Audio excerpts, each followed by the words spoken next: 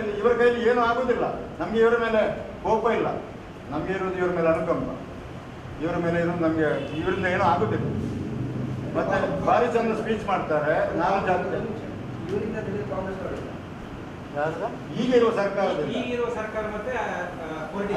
ಅಷ್ಟೇ ಈಗ ಪೊಲಿಟಿಷಿಯನ್ಗಳಿಂದ ಬರೇ ಭರವಸೆ ಮತ್ತು ಸಾಂತ್ವನ ಸಿಗೋದು ಮುಸಲ್ಮಾನರಿಗೆ.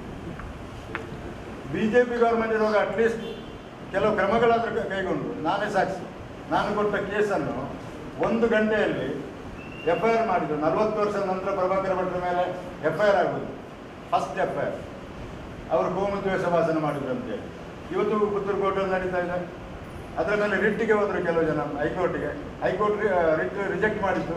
ಯಾಕಂದರೆ ಉಪ್ಪಿನಹಳ್ಳಿಯಲ್ಲಿ ಪುತ್ತೂರಲ್ಲಿ ಮುಸ್ತಫಾ ಕೆಂಪಿ ಕೊಟ್ಟ ಕಂಪ್ಲೇಂಟ್ ಇದೆ, ಅದು ಇತ್ಯರ್ಥ ಆಗಿದೆ ಅಂತ ಈಗಲೂ ನಡೀತಾ ಇದೆ.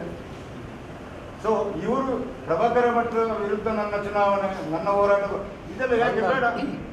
ಈ ಸ್ಲೋಗನ್ ಯಾಕೆ? ಯಾವ ಮುಸಲ್ಮಾನರು ಇನ್ನೂ ಮರಳಾಗೋದಿಲ್ಲ. ಸೊ ನಮ್ಮ ಹೋರಾಟಕ್ಕೆ ಕಾಂಗ್ರೆಸ್ ವಿರುದ್ಧ ಅಲ್ಲ, ಈ ಸ್ವಯಂ ಘೋಷಿತ ಜಾತ್ಯತೀತವಾದಿಗಳಿದ್ದಾರಲ್ಲ ಇವರ ವಿರುದ್ಧ ಮುಸಲ್ಮಾನರನ್ನು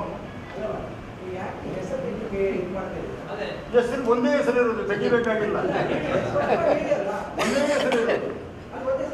ಒಂದೇ ಹೆಸರು ಇರೋದು, ಯಾರು ಬೇರೆ ಹೆಸರೇ ಇಲ್ಲ. ನಿಮ್ಮ ಪತ್ರಿಕೆಯಲ್ಲೇ ಬಂದದ್ದು ನನ್ನ ಸ್ಪರ್ಧೆ ನೇರವಾಗಿ ಪ್ರಭಾಕರ್ ಭಟ್ ವಿರುದ್ಧ. ದಕ್ಷಿಣ ಕನ್ನಡದ ಅಷ್ಟೂ ಪತ್ರಿಕೆಯಲ್ಲಿ ಅವ್ರ ಹತ್ರ ಹೇಳಿಸಿದ್ರು, ಅವ್ರ ಹತ್ರ ಹೇಳಿಸಿದ್ರು. ಈ ಹೇಳಿದವರು ಈ ಸ್ಲೋಗನ್ ದಕ್ಷಿಣ ಕನ್ನಡಕ್ಕೆ ಒಳ್ಳೆ ಸೂಟಬಲ್ ಆಗುತ್ತೆ, ದಕ್ಷಿಣ ಕನ್ನಡದಲ್ಲಿ ನಮ್ಗೆ ಹೆಚ್ಚು ಸೀಟು ಬರಬೇಕಾದ್ರೆ ಸರ್ ಅಂತ ಹೇಳಿ ಅವರಿಗೆ ಹೇಳಿಕೊಟ್ರು.